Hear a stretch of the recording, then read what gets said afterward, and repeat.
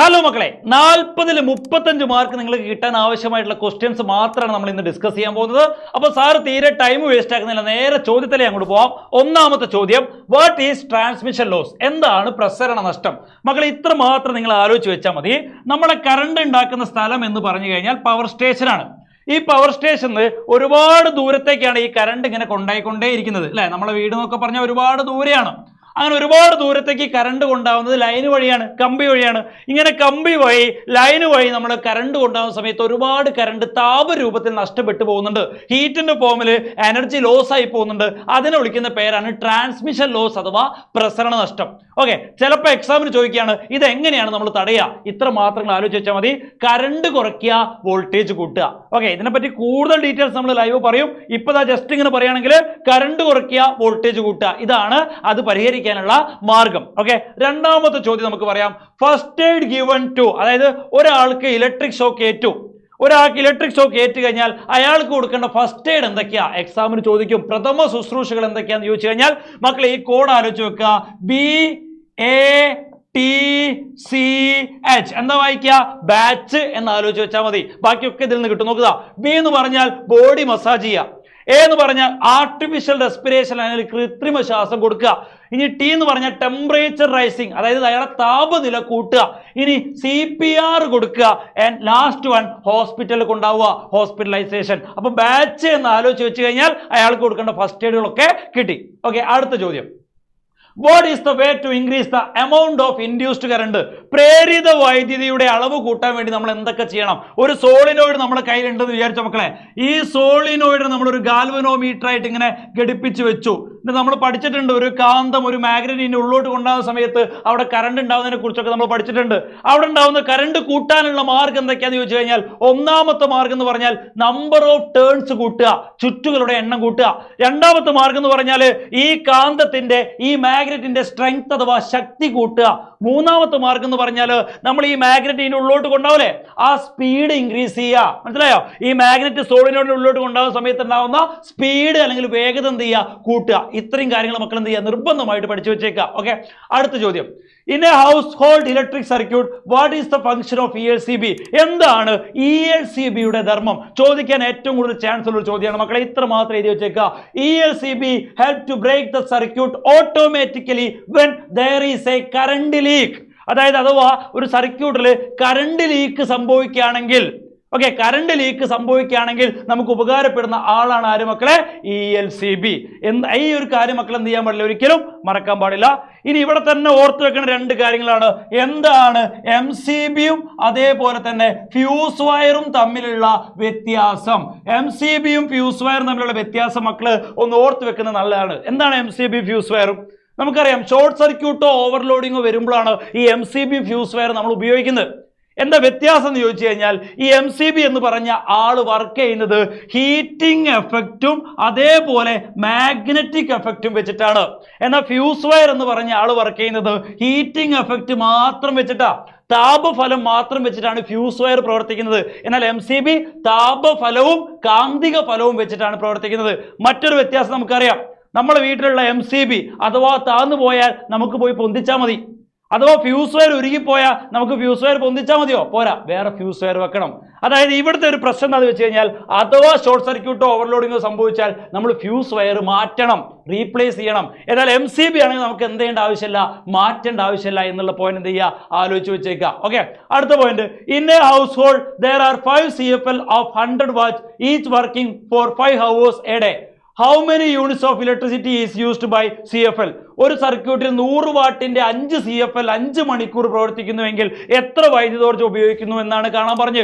ഇങ്ങനെ ഒരു ചോദ്യം തീർച്ചയായിട്ടും നിങ്ങളെ ക്വസ്റ്റ്യൻ പേപ്പറിൽ നിങ്ങൾക്ക് കാണാൻ പറ്റും.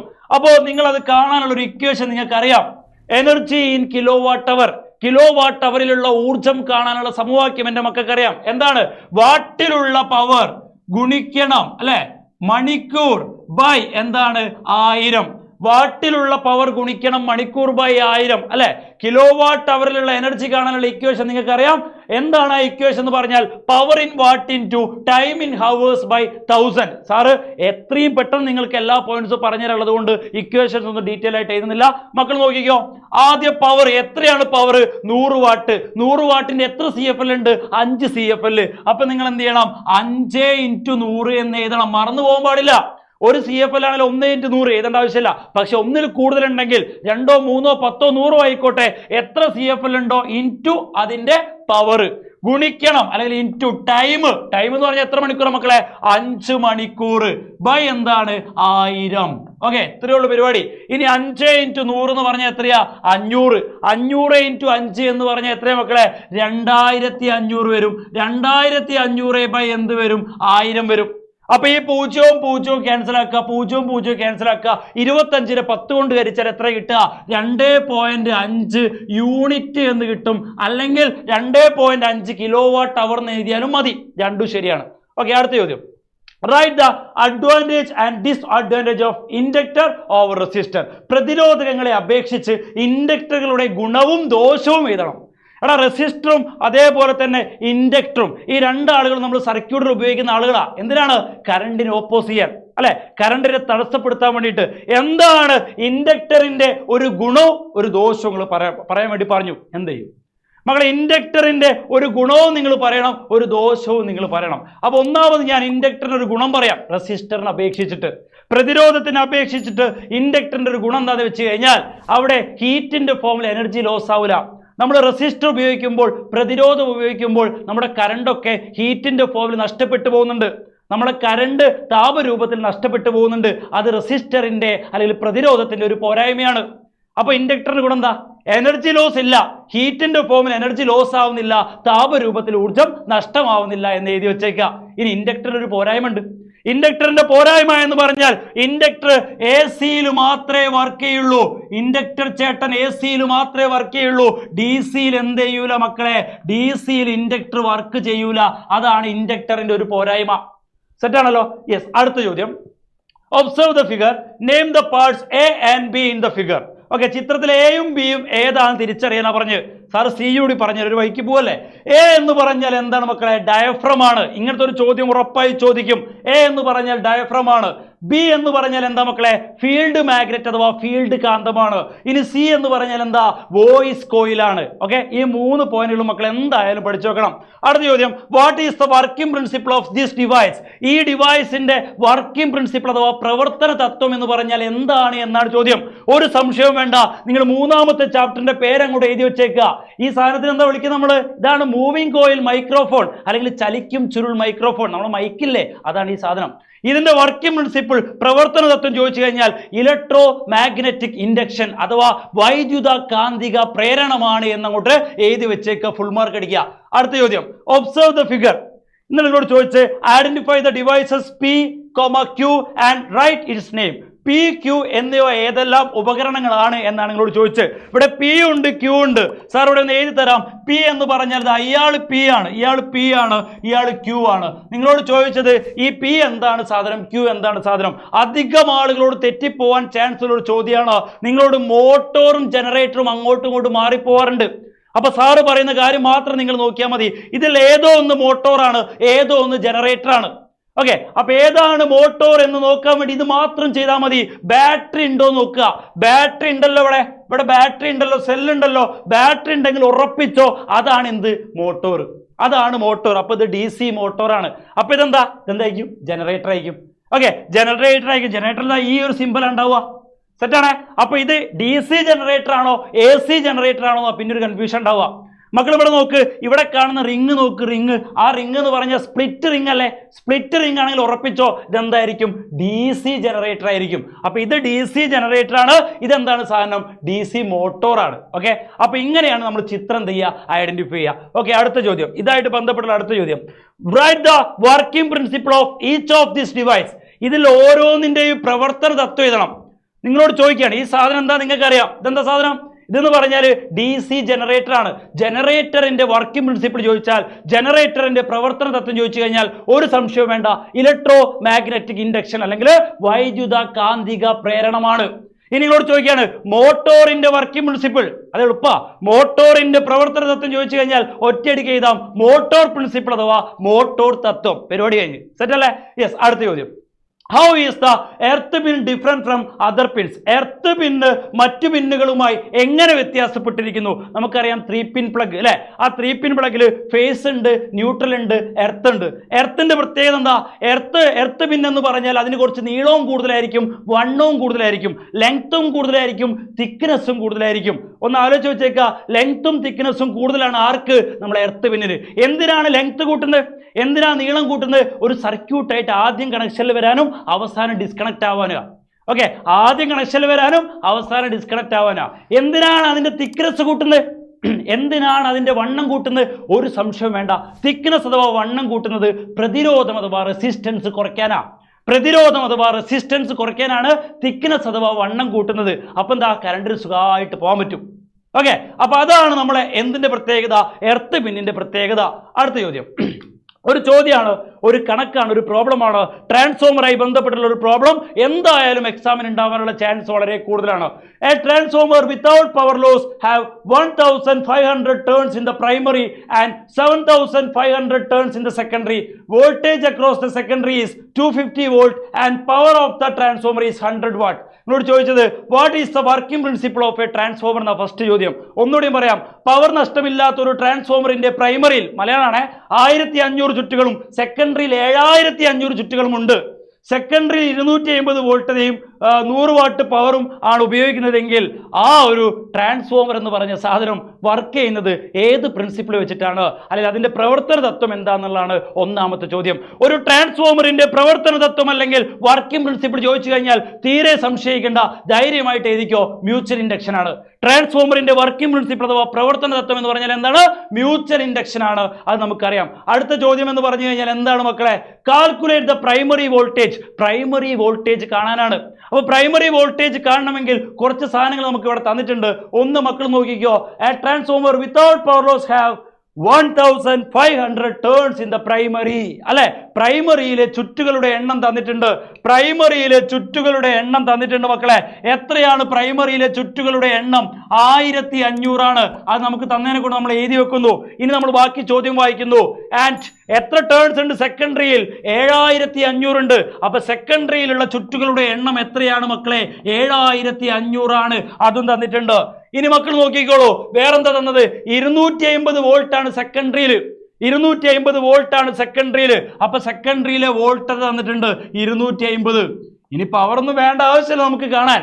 നമ്മളോട് കാണാൻ പറഞ്ഞ എന്താണ്? പ്രൈമറിയിലെ വോൾട്ടേജാ. പ്രൈമറിയിലെ വോൾട്ടേജ് ആണ് നമ്മളോട് കാണാൻ പറഞ്ഞത്. നമുക്ക് അറിയൂല. ഓക്കെ, ട്രാൻസ്ഫോമറിന്റെ പവർ എന്നുണ്ട് എത്രയാ? 100 വാട്ട്. അതൊന്നും വേണ്ടാന്ന് നമ്മൾ ചെയ്തു നോക്കാം. എല്ലാവരും നോക്കിക്കോ. എന്താണ് സമവാക്യം? Equation VS by VP is equal to എന്താണ്? NS by NP ആണ് ഇക്വേഷൻ. നിങ്ങൾക്ക് അറിയുന്ന ഇക്വേഷൻ ആണ്. അപ്പൊ VS എത്രയാന്ന് ഇവിടെ തന്നിട്ടുണ്ട്. എത്രയാ? 250 അല്ലെ, ഡിവൈഡഡ് ബൈ VP തന്നിട്ടുണ്ടോ? തന്നില്ല, പേടിക്കണ്ട. VP എന്ന് എഴുതി വെച്ചേക്ക. ഈക്വൽ ടു NS എത്രയാ മക്കളെ? NS 7500 ആണ്. 7500 എന്ന് എഴുതി വെക്കുക. NP എത്രയാണ്? NP എന്ന് പറഞ്ഞാൽ 1500 ആണ്. 1500 എന്ന് എഴുതി വെക്കുക. എന്നിട്ട് അറിയാത്ത ആള് ആദ്യം എഴുതുക. ഇതല്ല, അറിയാത്ത ആള് ആദ്യം എഴുതി വെക്കുക. ഇൻറ്റു അതിന്റെ ഓപ്പോസിറ്റിലുള്ള ആളെ എഴുതുക 7500. ഇനിയാണ് ക്രോസ് മൾട്ടിപ്ലിക്കേഷൻ എന്നൊക്കെ പറയാ. ഇതൊന്നും പേടിക്കാനുള്ള സംഭവം ഒന്നുമല്ല, എളുപ്പ. ഇനി ഇതിനെന്തുകൊണ്ട് ഇൻറ്റു ചെയ്യുക? 1500 ഇൻറ്റു എന്താണ്? 250 എന്ന് എഴുതി വെക്കുക. ഒരു ബുദ്ധിമുട്ടില്ലല്ലോ. നമ്മളോട് കാണാൻ പറഞ്ഞ VP അല്ലേ? അപ്പൊ VPനോടെ വെച്ചേക്കുക. അപ്പോ 1500 ഇൻറ്റു 250 അല്ലെ, ഹരിക്കണം അല്ലെങ്കിൽ ഡിവൈഡ് ബൈ ഈ ഇൻറ്റു 7500 അങ്ങോട്ട് പോകും. അപ്പൊ ബൈ 7500 ആവും. അപ്പൊ ബൈ 7500 എന്നാവും അല്ലെ, ബൈ 7500 എന്നാവും. ഇനി നമ്മൾ എന്ത് ചെയ്യും മക്കളെ? നമ്മൾ എന്ത് ചെയ്യും? ഈ സീറോയും കട്ട് ചെയ്ത് അല്ലെ, എളുപ്പല്ലേ? അതേപോലെ ഈ സീറോയും കട്ട് ചെയ്ത് അല്ലെ. ഇത് 75 ആണ്, ഇത് 25 ആണ്. 75-ൽ എത്ര 25 ഉണ്ട് പറ? 75-ൽ 3 25 ആള് അല്ലെ. അപ്പൊ എനിക്ക് വെട്ടിയിട്ട് ഇവിടെ 3 എഴുതാം. അപ്പൊ 150/3 എന്ന് വരും. 150/3 എന്ന് പറഞ്ഞാൽ എത്ര മക്കളെ? 50 വോൾട്ട് എന്ന് ആൻസർ കിട്ടും. ഇത്രയേ പരിപാടിയുള്ളൂ. അപ്പൊ പ്രൈമറി വോൾട്ടേജ് നമുക്ക് കിട്ടി. എത്ര വോൾട്ടാ? 50 വോൾട്ട്. സെറ്റ് അല്ലേ? യെസ്. അടുത്ത ചോദ്യത്തിലേക്ക് പോവാം. In which circuit the bulb glows at low intensity. ഏത് സർക്യൂട്ടിലാണ് ബൾബ് കുറഞ്ഞ തീവ്രതയിൽ പ്രകാശിക്കുന്നത്? 2 സർക്യൂട്ട് തന്നിട്ടുണ്ട്. ഇത് സെൽഫ് ഇൻഡക്ഷനായി ബന്ധപ്പെട്ടിട്ടുള്ള ചോദ്യമാണ്. ഏത് സർക്യൂട്ടിലാണ് മക്കളെ ബൾബ് കുറഞ്ഞ തീവ്രതയിൽ പ്രകാശിക്കുക, ലോ ഇന്റൻസിറ്റിയിൽ കത്തുക? ഏത് സർക്യൂട്ടിലാ? മക്കൾ നോക്കേണ്ട ഒരേ ഒരു കാര്യം എന്ന് പറഞ്ഞാൽ, ഇങ്ങനെ സർക്യൂട്ട് തന്നു കഴിഞ്ഞാൽ 2 ആൾക്കാരങ്ങൾ തപ്പണം. 2 ആൾക്കാരങ്ങൾ എന്ത് ചെയ്യണം? തപ്പണം. അതിൽ ഒന്നാമത്തെ ആള് ആ സർക്യൂട്ടില് AC-നെ തപ്പണം. ഇത് AC-ന്റെ സിമ്പലാണ്, നിങ്ങൾക്ക് അറിയാം. AC-നെ തപ്പണം. അതിന്റെ കൂടെ തന്നെ സോളിനോയിഡ് ഉണ്ടോ നോക്കുക. അപ്പൊ സോളിനോയിഡും ഉണ്ട്, അതേപോലെ തന്നെ എന്തുണ്ട്? AC ഉണ്ട്. സോളിനോയിഡും ഉണ്ട്, AC ഉണ്ടെങ്കിൽ അവിടെയാണ് സെൽഫ് ഇൻഡക്ഷൻ നടക്കുക. ഇവിടെ സെൽഫ് ഇൻഡക്ഷൻ നടക്കൂല. കാരണം ഇവിടെ ബാറ്ററി ആള്. അപ്പൊ സെൽഫ് ഇൻഡക്ഷൻ എന്ന് പറഞ്ഞാൽ എന്താ? സെൽഫ് ഇൻഡക്ഷൻ എന്ന് പറഞ്ഞാൽ ഒരു AC സോളിനോട് കൂടെ പോകുന്ന സമയത്ത് അവിടെ ഒരു ബാക്ക് EMF ഉണ്ടാവും. ആ ബാക്ക് EMF നമ്മൾ കൊടുക്കുന്ന കറണ്ടിന്റെ നേരെ ഓപ്പോസിറ്റ് ആയിരിക്കും. ഓക്കെ, അപ്പൊ ബാക്ക് EMF ഉണ്ടാവണമെങ്കിൽ മാഗ്നറ്റിക് ഫ്ലക്സിന് ചേഞ്ച് സംഭവിക്കണം, കാന്തിക ഫ്ലക്സിന് മാറ്റം സംഭവിക്കണം. മക്കളെ, ബാറ്ററി വെച്ചാൽ അവിടെ മാഗ്നറ്റിക് ഫ്ലക്സിന് എന്ത് സംഭവിക്കുന്നില്ല?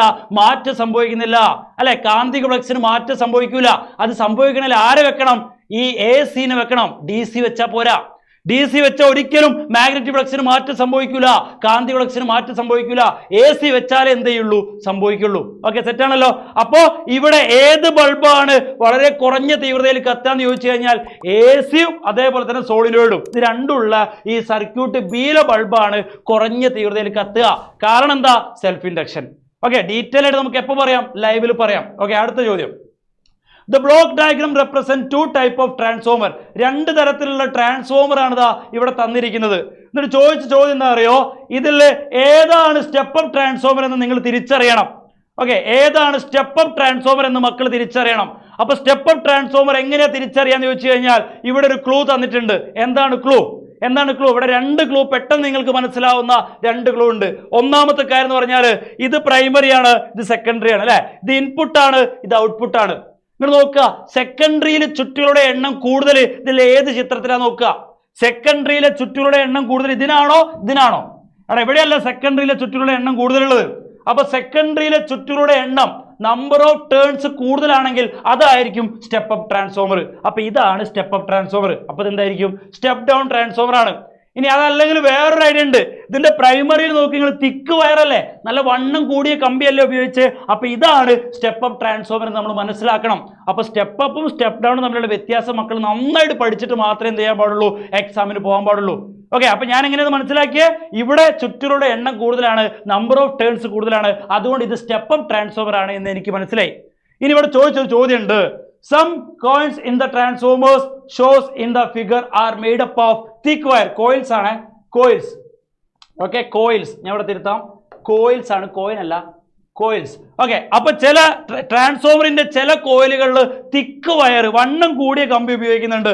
എന്തിനാണ് വണ്ണം കൂടിയ കമ്പി ഉപയോഗിക്കുന്നത് എന്നാണ് ചോദ്യം.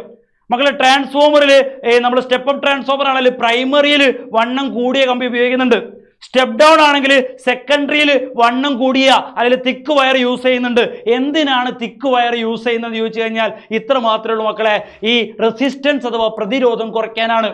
റെസിസ്റ്റൻസ് അഥവാ പ്രതിരോധം കുറഞ്ഞു കഴിഞ്ഞാൽ കറണ്ടിന് വളരെ സുഖമായിട്ട് എന്ത് ചെയ്യാൻ പറ്റും? പോകാൻ പറ്റും. അപ്പൊ എന്തിനാണ് തിക്ക് വയർ യൂസ് ചെയ്യുന്നത് എന്ന് ചോദിച്ചു കഴിഞ്ഞാൽ മക്കളെ, ഹീറ്റ് കുറയ്ക്കാൻ അല്ലെങ്കിൽ പ്രതിരോധം കുറയ്ക്കാൻ എന്ന് നിങ്ങൾക്ക് എന്ത് ചെയ്യാം? എഴുതി വെക്കാം. അപ്പൊ പ്രതിരോധം എങ്ങനെ കുറയ്ക്കുക? തിക്ക് വയർ യൂസ് ചെയ്താൽ മതി. വണ്ണം കൂടിയ കമ്പികൾ ഉപയോഗിച്ചാൽ നമുക്ക് പ്രതിരോധത്തിനെ കുറയ്ക്കാൻ പറ്റും. അപ്പൊ കറണ്ടിന് സുഖമായിട്ട് എന്ത് ചെയ്യാൻ പറ്റും? ഫ്ലോ ചെയ്യാൻ പറ്റും. Okay, set. അടുത്ത ചോദ്യം എന്ന് പറഞ്ഞാൽ, what kind of mirror is used as rear view mirror in the vehicles? Which speciality of this mirror is made use of there? അതായത് വാഹനങ്ങളുടെ റിയർ വ്യൂ മിറർ ആയിട്ട് നമ്മുടെ വണ്ടീൻ്റെ ഒക്കെ, നമ്മുടെ കാറിൻ്റെയും ബൈക്കിൻ്റെ ഒക്കെ കണ്ണാടിയിൽ ഉപയോഗിക്കുക ഏത് മിററാണ്, ഏത് ദർപ്പണമാണ്, എന്തുകൊണ്ടാണ് ആ ദർപ്പണം ഉപയോഗിക്കാനുള്ള കാരണം എന്ന് ചോദിച്ചു കഴിഞ്ഞാൽ നിങ്ങൾ എഴുതി വെക്കണം, ധൈര്യമായിട്ട് എഴുതി വെച്ചോ. കോൺവെക്സ് മിറർ അഥവാ കോൺവെക്സ് ദർപ്പണമാണ് നമ്മൾ ഉപയോഗിക്കുക. അതാണ് ആദ്യം ഓർത്ത് വെക്കേണ്ട പോയിന്റ്. വാഹനങ്ങളുടെ റിയർ വ്യൂ മിറർ ആയിട്ട് നമ്മൾ ഉപയോഗിക്കുന്നത് എന്താണ്? കോൺവെക്സ് മിറർ ആണ്. എന്തുകൊണ്ടാണ് കോൺവെക്സ് മിറർ യൂസ് ചെയ്യാനുള്ള കാരണം എന്ന് ചോദിച്ചു കഴിഞ്ഞാൽ നിങ്ങൾ പഠിച്ചു വെക്കേണ്ട പ്രധാനപ്പെട്ട 3 പോയിന്റുകളുണ്ട്. അതിൽ ഒന്നാമത്തെ പോയിന്റ് ആണ് മക്കളെ, ഈ കോൺവെക്സ് മിററിന്, കോൺവെക്സ് ദർപ്പണത്തിന് ഫീൽഡ് ഓഫ് വ്യൂ. എല്ലാവരും ഓർത്ത് വെക്കുക, ഫീൽഡ് ഓഫ് വ്യൂ എന്ന് പറഞ്ഞാൽ എന്താ മക്കളെ? ഫീൽഡ് ഓഫ് വ്യൂ എന്ന് പറഞ്ഞാൽ വീക്ഷണ വിസ്തൃതി. വീക്ഷണ വിസ്തൃതി എന്താണ്? കൂടുതലാണ്. വീക്ഷണ വിസ്തൃതി കൂടുതലാണ്, ഫീൽഡ് ഓഫ് വ്യൂ കൂടുതലാ. അങ്ങനെ പറഞ്ഞ ഒന്നുമില്ല. നമ്മളിപ്പോൾ ഒരു ബൈക്കിന്റെ മുകളിൽ നമ്മൾ പോവുകയാണെങ്കിൽ നമ്മളെ കണ്ണാടിയിലേക്ക് നോക്കിക്കഴിഞ്ഞാൽ ബാക്കിൽ വരുന്ന കാറിനെയും ബസ്സിനെയും ലോറിനെയും ഗുഡ്സിനെയും ആളിനെയും എല്ലാവരും നമുക്ക് കാണാൻ പറ്റും. കാരണം എന്താ? ആ മിററിന്റെ പ്രത്യേകതയാണ്, അതിന് ഫീൽഡ് ഓഫ് വ്യൂ കൂടുതലാണ്, വീക്ഷണ വിസ്തൃതി കൂടുതലാണ്. സെറ്റ് അല്ലേ? രണ്ടാമതായിട്ട് മക്കൾ ഓർത്ത് വെക്കേണ്ട പോയിന്റ് എന്ന് പറഞ്ഞാൽ ആ കോൺവെക്സ് മിററിൽ, കോൺവെക്സ് ദർപ്പണത്തിൽ ഉണ്ടാവുന്ന ഇമേജ് എന്ത് ഇമേജ് ആണ് മക്കളെ? ഡിമിനിഷ്ഡ് ഇമേജ് ആണ്. ഡിമിനിഷ്ഡ് എന്ന് പറഞ്ഞാൽ എന്താ മക്കളെ? ചെറിയ പ്രതിബിംബമാണ് ഉണ്ടാവുന്നത്, ചെറിയ പ്രതിബിംബം. മൂന്നാമതും അവസാനവുമായി നിങ്ങൾ ഓർത്ത് വെക്കേണ്ട പോയിന്റ്, അവിടെ ഉണ്ടാവുന്ന ഇമേജ് എന്താണ്? ഇറക്റ്റ് ആണ്, അല്ലെങ്കിൽ നിവർന്ന പ്രതിബിംബമാണ് ഉണ്ടാവുന്നത്. അതുകൊണ്ടാണ് വാഹനങ്ങളുടെ കണ്ണാടിയിൽ ഏത് ഉപയോഗിക്കുന്നത്? കോൺവെക്സ് ദർപ്പണം അഥവാ കോൺവെക്സ് മിറർ യൂസ് ചെയ്യുന്നത്. ഓക്കെ, അടുത്ത ചോദ്യം. The figure shows a beam of light falling on two different surfaces. Which type of reflection is represented by figure 1? Okay, ഇവിടെ രണ്ട് ചിത്രങ്ങൾ തന്നിട്ടുണ്ട്. ഇതിൽ ഈ ഒന്നാമത്തെ ഫിഗർ, ഒന്നാമത്തെ ചിത്രം റെപ്രസെന്റ് ചെയ്യുന്നത്, സൂചിപ്പിക്കുന്നത് എന്തിനെയാണെന്ന് ചോദിച്ച്. മക്കളെ, നിങ്ങൾ രണ്ട് തരം റിഫ്ലക്ഷനെ കുറിച്ച് പഠിച്ചിട്ടുണ്ട്, രണ്ട് തരം പ്രതിപതനത്തിനെ കുറിച്ച് നിങ്ങൾ പഠിച്ചിട്ടുണ്ട്. ഒന്ന് റെഗുലർ റിഫ്ലക്ഷൻ, ക്രമപ്രതിപതനം. രണ്ടാമത്തത് ഇറഗുലർ റിഫ്ലക്ഷൻ, ക്രമരഹിത പ്രതിപതനം. എന്താണ് റെഗുലർ റിഫ്ലക്ഷൻ, എന്താണ് ഇറഗുലർ റിഫ്ലക്ഷൻ, നിങ്ങൾ പഠിച്ചു വെച്ചേക്കണം. എക്സാമിന് ചോദിക്കാനുള്ള ചാൻസ് വളരെ കൂടുതലാണ്. സാറ് വളരെ സിമ്പിൾ ആയിട്ട് പറഞ്ഞുതരാം. ഇങ്ങോട്ട് നോക്കിക്കോ. ഈ ചിത്രം എന്ന് പറഞ്ഞാൽ ക്രമപ്രതിപതനമാണ്, അല്ലെ റെഗുലർ റിഫ്ലക്ഷനെയാണ് സൂചിപ്പിക്കുന്നത്. എനിക്ക് എങ്ങനെ മനസ്സിലായെന്ന് ഞാൻ പറഞ്ഞുതരാം. എല്ലാവരും നോക്കിക്കോളൂ, എല്ലാവരും നോക്കിക്കോളൂ. ഇവിടെ ലൈറ്റ് വരുന്നത് നിങ്ങൾക്ക് കാണാം. ഈ ലൈറ്റ് നിങ്ങൾക്ക് കാണാൻ പറ്റും, ഈ ലൈറ്റ് നിങ്ങൾക്ക് കാണാൻ പറ്റും, ഇതിനെയും കാണാൻ പറ്റും, ഇതിനെയും കാണാൻ പറ്റും. ഈ വന്ന് തട്ടുന്ന റേനെ വിളിക്കുന്ന പേരാണ് ഇൻസിഡന്റ് റേ അഥവാ പതനരശ്മി. ഇനി ഈ പോകുന്ന റേനെ നിങ്ങൾക്ക് കാണാം, റിഫ്ലക്റ്റഡ് റേ. കണ്ടോ? റിഫ്ലക്റ്റഡ് റേ, റിഫ്ലക്റ്റഡ് റേ, പ്രതിപതന രശ്മി നിങ്ങൾക്ക് കാണാം. ഇവിടെ നോക്കിയാൽ നിങ്ങൾക്ക് കാണാൻ പറ്റും ഇൻസിഡന്റ് റേ പാരലൽ ആണ്, സമാന്തരമാണ്. അതേപോലെ റിഫ്ലക്റ്റഡ് റേയും എന്താണ്? പാരലൽ അഥവാ സമാന്തരമാണ്. അപ്പൊ ഇൻസിഡന്റ് റേയും റിഫ്ലക്റ്റഡ് റേയും പാരലൽ അഥവാ സമാന്തരമാണ്. ഇങ്ങനെയുള്ള റിഫ്ലക്ഷൻ വിളിക്കുന്ന പേരാണ് റെഗുലർ റിഫ്ലക്ഷൻ അഥവാ ക്രമപ്രതിപതനം. എന്നാ ഇവിടെ നോക്കുക, ഇൻസിഡന്റ് റേ പാരലലാ. കണ്ടോ? പതനരശ്മി പാരലലാ, ഒരു കൺഫ്യൂഷനും ഇല്ല. കണ്ടോ? എല്ലാം പാരലലായിട്ട് സമാന്തരമായിട്ടാണ് വരുന്നത്. പക്ഷെ റിഫ്ലക്റ്റഡ് റേ നോക്ക്, പ്രതിപതന രശ്മി നോക്ക്, ഒന്ന് ഇങ്ങോട്ടല്ലേ, ഒന്ന് എങ്ങോട്ടാ, ഒന്ന് ഇങ്ങോട്ടല്ലേ, ഒന്ന് ഇങ്ങോട്ടല്ലേ, ഒന്ന് എങ്ങോട്ടോ അല്ലേ, എങ്ങോട്ടേക്കോ ലൈറ്റ് പോണ്, അവിടേക്കും ഇവിടേക്കും ഇവിടേക്കും ഇവിടേക്കൊക്കെ പോണ്. അപ്പൊ ഇതാണ് എന്ത്? ഇറഗുലർ റിഫ്ലക്ഷൻ, ക്രമരഹിത പ്രതിപതനം. ഇവിടുത്തെ പ്രത്യേകത എന്താ? റിഫ്ലക്റ്റഡ് റേ അഥവാ പ്രതിപതന രശ്മികൾ എന്തല്ല? സമാന്തരമല്ല, അല്ലെങ്കിൽ പാരലൽ അല്ല. ഇങ്ങനെയാണ് നമ്മൾ എന്ത് ചെയ്യുക? ചിത്രങ്ങൾ എന്ത് ചെയ്യുക? തിരിച്ചറിയാം. സെറ്റാണല്ലോ? യെസ്. അടുത്ത ചോദ്യം. Angle between reflecting surface of two plane mirror is 60 degree. How many images are formed in between them? രണ്ട് സമതല ദർപ്പണങ്ങളുടെ പ്രതിപതന തലങ്ങളെ 60 ഡിഗ്രി കോണളവിൽ ക്രമീകരിച്ചിരിക്കുന്നു. അവയ്ക്കിടയിലുള്ള ഒരു വസ്തുവിന്റെ പ്രതിബിംബങ്ങളുടെ എണ്ണം എത്രയായിരിക്കുമെന്നാ ചോദിച്ച്. രണ്ട് മിറർ അഥവാ രണ്ട് ദർപ്പണം ഒരു പ്രത്യേക ആംഗിളിൽ വെച്ചു. എത്ര ആംഗിളാ മക്കളെ? 60 ഡിഗ്രിയിൽ. എന്നിട്ട് അതിന്റെ മുന്നിൽ ഒരു സാധനം കൊണ്ടുവച്ചു, ഒരു ഒബ്ജക്റ്റ് കൊണ്ടുവച്ചു, വസ്തു കൊണ്ടുവച്ചു. അപ്പൊ അതിന്റെ എത്ര പ്രതിബിംബമാണ് ആ കണ്ണാടികളിൽ, ആ മിറേഴ്സിൽ ഉണ്ടാവുക?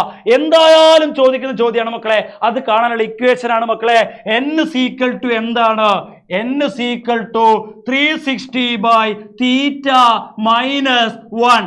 n = 360 by theta minus 1. അപ്പൊ n = 360 ഹരിക്കണം തീറ്റ. ഇവിടെ തന്നിട്ടുണ്ട്. എത്രയാ മക്കളെ? 60 ഡിഗ്രിയാണ്. 60 - 1 അല്ലെ? ഈ 360 ഹരിക്കണം 60 എന്ന് പറഞ്ഞാല് ഈ 0 വെട്ടിപ്പോവും. 36-ൽ 6 എത്ര തവണ പോകും മക്കളെ? 6 തവണ പോകും. അപ്പൊ 6 - 1 = എത്രയാ? 5 ഇമേജ് ആണ് ഉണ്ടാവുക, 5 പ്രതിബിംബമാണ് ഉണ്ടാവുക എന്ന് കിട്ടി. ഓക്കെ, ഇത് ഇങ്ങനെയും ചോദിക്കും, ചിലപ്പോൾ നേരെ തിരിച്ചു ചോദിക്കും. പ്രതിബിംബങ്ങളുടെ എണ്ണം 5 ആണ്. അപ്പൊ ആംഗിൾ എത്ര? തീറ്റ എത്ര ചോദിക്കും. അപ്പൊ തീറ്റ കാണാൻ ഇക്വേഷൻ മക്കൾ പഠിച്ചു വെക്കുക. തീറ്റ = എന്താണ്? 360 ഡിവൈഡഡ് ബൈ n+1 ആണ്.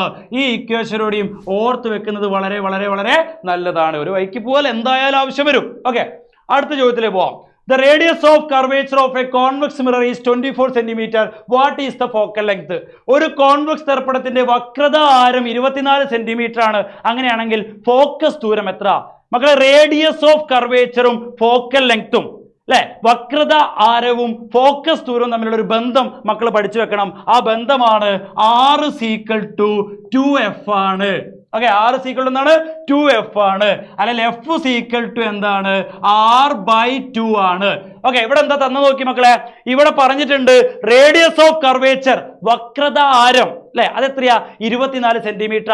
അപ്പൊ R തന്നിട്ടുണ്ട്, R എത്രയാ മക്കളെ 24 സെന്റിമീറ്റർ ആണ് തന്നിട്ടുണ്ട്. നിങ്ങളോട് കാണാൻ പറഞ്ഞത് ഫോക്കൽ ലെങ്ത് അഥവാ ഫോക്കസ് ദൂരം.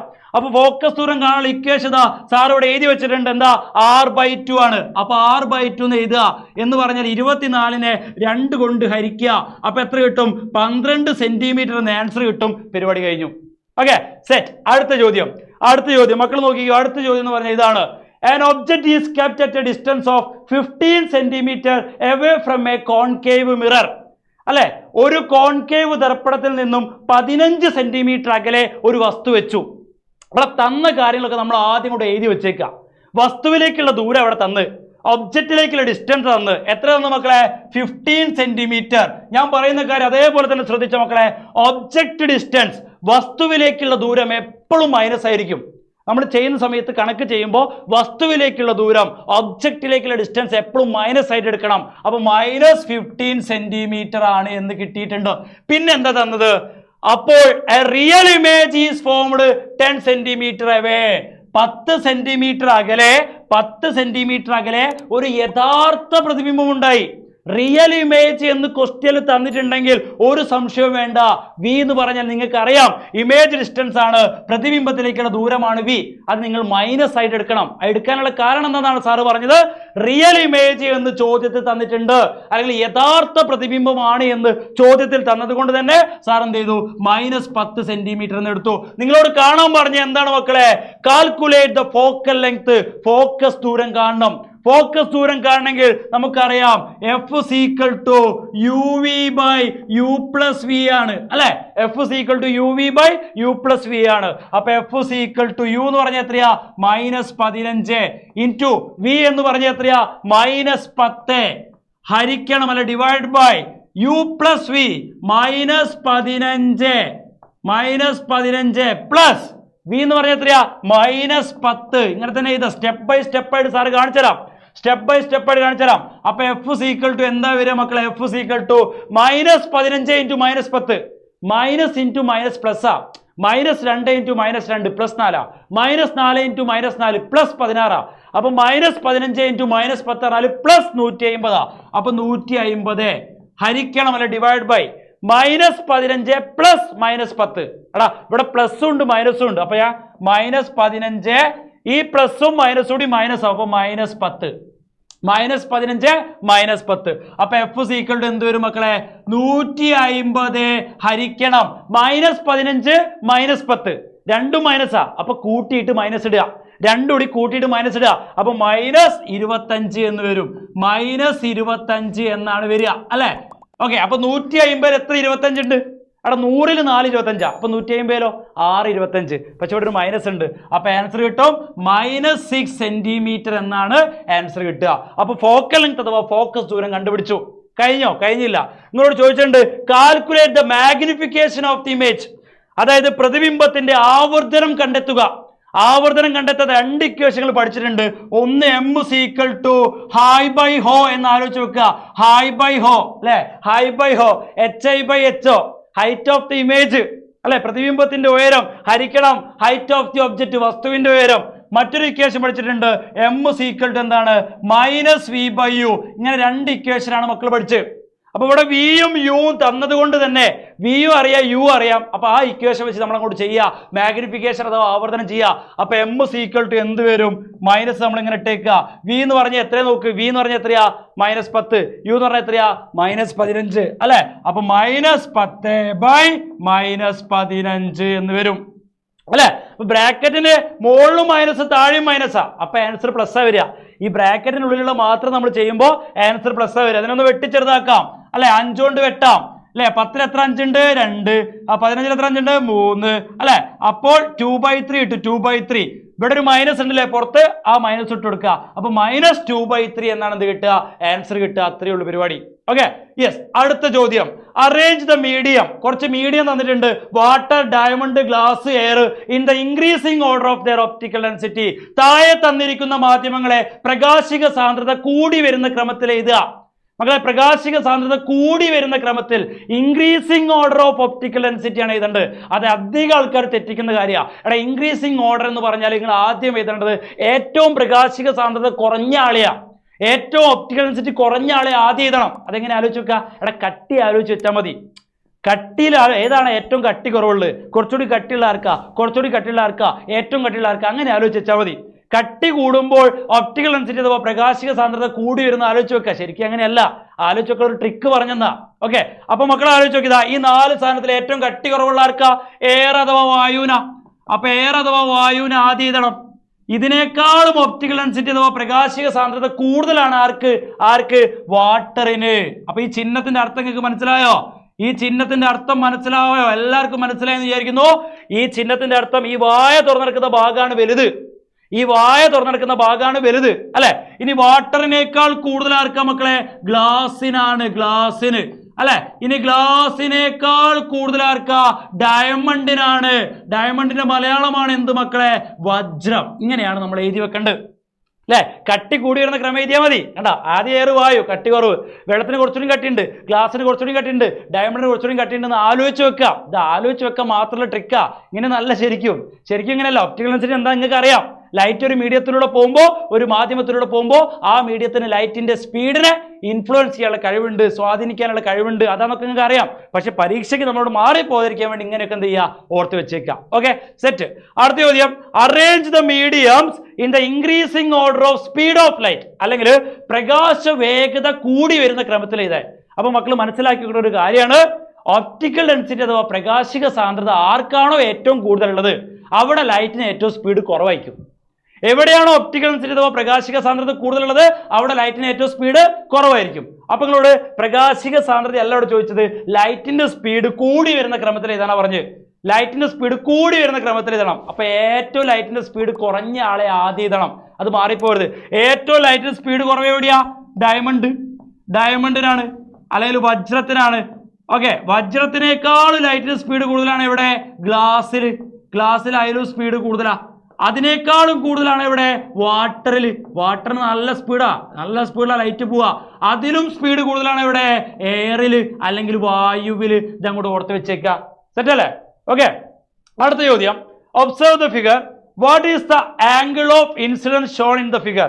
പതനകോൺ എത്രയെന്ന് കണ്ടുപിടിക്കാം. ഇവിടെ ഉള്ള പതനകോൺ എത്രയാണെന്ന് കണ്ടുപിടിക്കണം. ഇതൊരു കൺഫ്യൂസ് ആക്കുന്ന ഒരു ക്വസ്റ്റ്യൻ ആണ്, ഒരു A+ ക്വസ്റ്റ്യൻ ആണ്. സംഭവത്തിലുള്ള മക്കളെ ഇവിടെ ഉള്ള ആംഗിൾ തന്നിട്ട് 30 ഡിഗ്രിയാ. അവിടെ ഉള്ള ആംഗിൾ 30 ഡിഗ്രി തന്ന് നമുക്ക് അറിയുന്ന ഒരു കാര്യമുണ്ട് മക്കളെ. എന്താണ്? ഇതാകെ എത്രയാ? 90 ഡിഗ്രി അല്ലേ?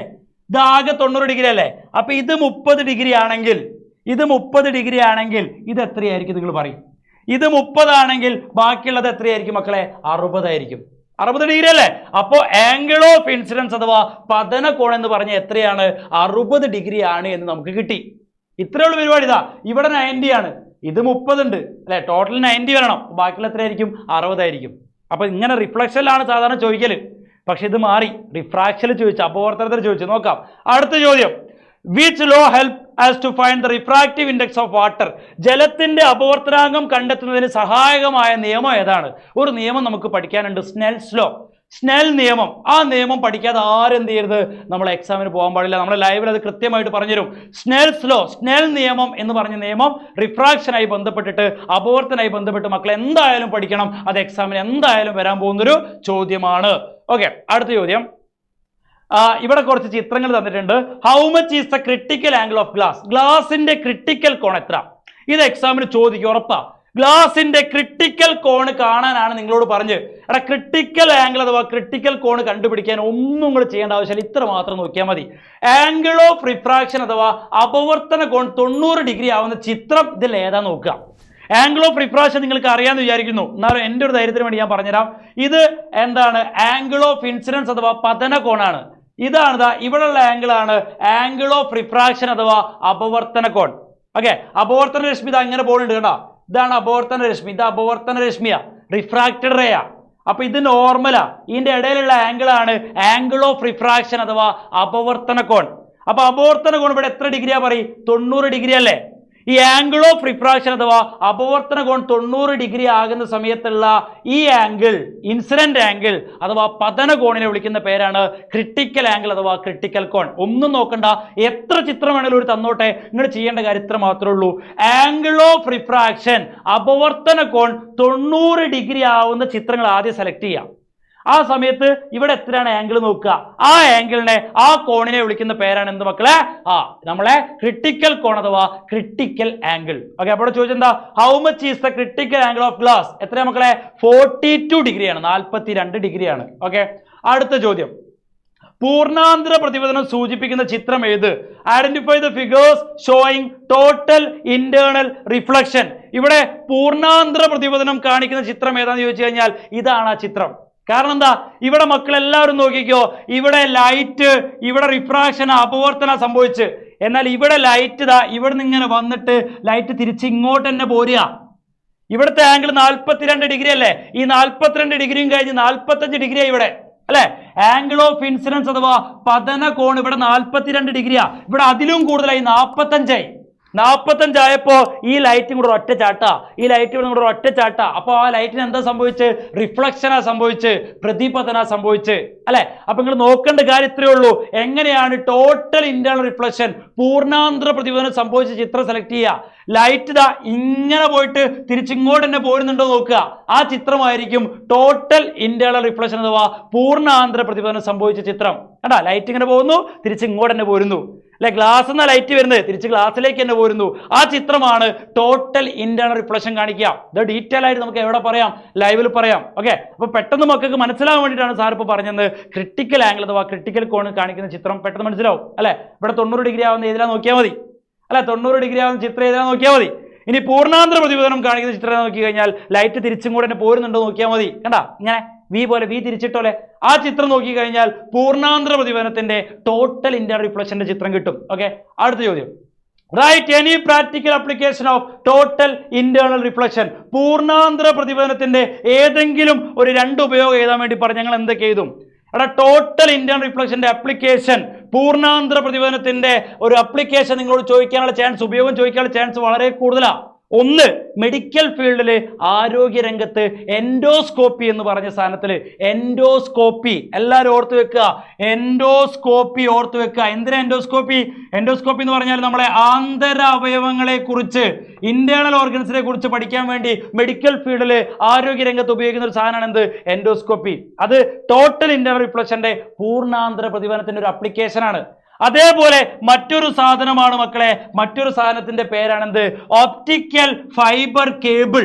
ഓപ്റ്റിക്കൽ ഫൈബർ കേബിൾ അത് വാർത്താവിനിമയ രംഗത്ത് ഉപയോഗിക്കുന്ന, കമ്മ്യൂണിക്കേഷൻ ഫീൽഡിൽ ഉപയോഗിക്കുന്ന സാധനമാണ് ഓപ്റ്റിക്കൽ ഫൈബർ കേബിൾ. നിങ്ങൾ നമ്മുടെ വൈഫൈന്റെ ഒക്കെ വയർ കണ്ടില്ലേ? അതാണ് ഓപ്റ്റിക്കൽ ഫൈബർ കേബിൾ എന്ന് പറയുന്നത്. അതും ടോട്ടൽ ഇന്റേണൽ റിഫ്ലക്ഷന്റെ പൂർണ്ണാന്തര പ്രതിപതനത്തിന്റെ ഒരു ആപ്ലിക്കേഷൻ ആണ് എന്നുള്ള കാര്യം എന്ത് ചെയ്യുക? ആലോചിച്ച് വെച്ചേക്കുക. ഇനി അവസാനമായിട്ട് സാർ ഒറ്റ കണക്കൂടി ചെയ്തിട്ട് എന്ത് ചെയ്യാണ്? അവസാനിപ്പിക്കുകയാണ്. ചോദ്യം ഇതാണ്, calculate the refractive index of glass. ഗ്ലാസിന്റെ അപവർത്തനാങ്കം കണക്കാക്കണം. ഇവിടെ ആകെ തന്നെന്നറിയോ? ഗ്ലാസ്സിലൂടെയുള്ള ലൈറ്റിന്റെ സ്പീഡ് തന്നിട്ടുണ്ട്. ഗ്ലാസ്സിലൂടെയുള്ള ലൈറ്റിന്റെ സ്പീഡ് എത്രയാ? 2 × 10⁸ ആണ്. 2 × 10⁸ മീറ്റർ/സെക്കൻഡ് ആണ്. നിങ്ങളോട് കാണാൻ പറഞ്ഞ അപവർത്തനാങ്കാണ് അല്ലെ? അപവർത്തനാങ്കം അല്ലെങ്കിൽ റിഫ്രാക്റ്റീവ് ഇൻഡെക്സ് ആണ് കാണാൻ പറഞ്ഞ്. നമുക്കറിയാം ഇക്വേഷൻ എന്താ? n = c/v ആണ്. n എന്ന് പറഞ്ഞാൽ എന്താ? അപവർത്തനാങ്കം അല്ലെങ്കിൽ റിഫ്രാക്റ്റീവ് ഇൻഡെക്സ് ആണ്. c എന്ന് പറഞ്ഞാൽ എന്താ? ലൈറ്റിന്റെ സ്പീഡാണ്. എയറിലൂടെ, വായുവിലൂടെയുള്ള ലൈറ്റിന്റെ വേഗത അല്ലെങ്കിൽ സ്പീഡാണ്. എത്രയാണ് നിങ്ങൾക്ക്? അത് നിങ്ങൾ പഠിച്ചു വെക്കണം, ബൈഹാർട്ട് പഠിച്ചു വെക്കണം. ഓക്കെ, ബൈഹാർട്ട് പഠിച്ചു വെക്കണം. 3 × 10⁸ ആണ് വായുവിലൂടെയുള്ള ലൈറ്റിന്റെ സ്പീഡ്. എയറിലൂടെയുള്ള ലൈറ്റിന്റെ വേഗത എത്രയാ? 3 × 10⁸. അതാണ് സി. ബൈ വി എന്ന് പറഞ്ഞാല് ഗ്ലാസ്സിലൂടെയുള്ള ലൈറ്റിന്റെ സ്പീഡ്. ഇവിടെ ഗ്ലാസ് തന്ന്, അപ്പൊ ഗ്ലാസ് 10⁸ ആണ്. അപ്പൊ ഗ്ലാസ്സിലൂടെയുള്ള ലൈറ്റിന്റെ സ്പീഡ് ചിലപ്പോൾ നിങ്ങൾക്ക് വെള്ളമാക്കി തരിക. അപ്പൊ വെള്ളത്തിലൂടെയുള്ള ലൈറ്റിന്റെ സ്പീഡ് ഇവിടെ തരും. ഓക്കെ, അപ്പൊ ഇവിടെ ഗ്ലാസ്സിലൂടെയുള്ള ലൈറ്റിന്റെ സ്പീഡ് തന്നിട്ടുണ്ട്. അതുകൊണ്ട് ഇവിടെ എഴുതുക 2 × 10⁸. ചില ആൾക്കാരൊക്കെ വിചാരിക്കും സാർ ഇതൊക്കെ എങ്ങനെ ചെയ്ത്? ഭയങ്കര ബുദ്ധിമുട്ടല്ലേ? ഒന്നുമില്ലടോ, 10⁸ 10⁸ വെട്ടിപ്പോ. ബാക്കി എന്താ ഉള്ളത്? 3/2. 3/2 എന്ന് പറഞ്ഞാൽ എത്രയാ? 1.5. അപ്പൊ റിഫ്രാക്റ്റീവ് ഇൻഡെക്സ് അല്ലെങ്കിൽ അപവർത്തനാങ്കം എത്ര കിട്ടി മക്കളെ? 1.5. സാർ ഇപ്പൊ ചെയ്തത് കുറഞ്ഞ സമയം കൊണ്ട് നിങ്ങൾക്ക് എക്സാമിന് വരാൻ ചാൻസ് ഉള്ള എല്ലാ ചോദ്യങ്ങളും എന്ത് ചെയ്താണ്, ഡിസ്കസ് ചെയ്താണ്. ഇതിന്റെ കൂടുതൽ ഡീറ്റെയിൽസ് നമുക്ക് എവിടെ പറയാം, ലൈവിൽ മെല്ലെ മെല്ലെ പതുക്കെ പതുക്കെ നമുക്ക് എന്ത് ചെയ്യാം, പറഞ്ഞു തീർക്കാം. അപ്പൊ എല്ലാവരും എന്ത് ചെയ്യാം, ലൈവിലേക്ക് എത്തുക. അപ്പൊ എല്ലാവർക്കും ഒരുപാട് നന്ദി. നമ്മുടെ ക്ലാസ് കണ്ട് എല്ലാവർക്കും ഒരുപാട് നന്ദി. നമുക്ക് എന്ത് ചെയ്യാം, വേറൊരു കണ്ടന്റ് വീഡിയോ ആയിട്ട് കാണാം. ബൈ.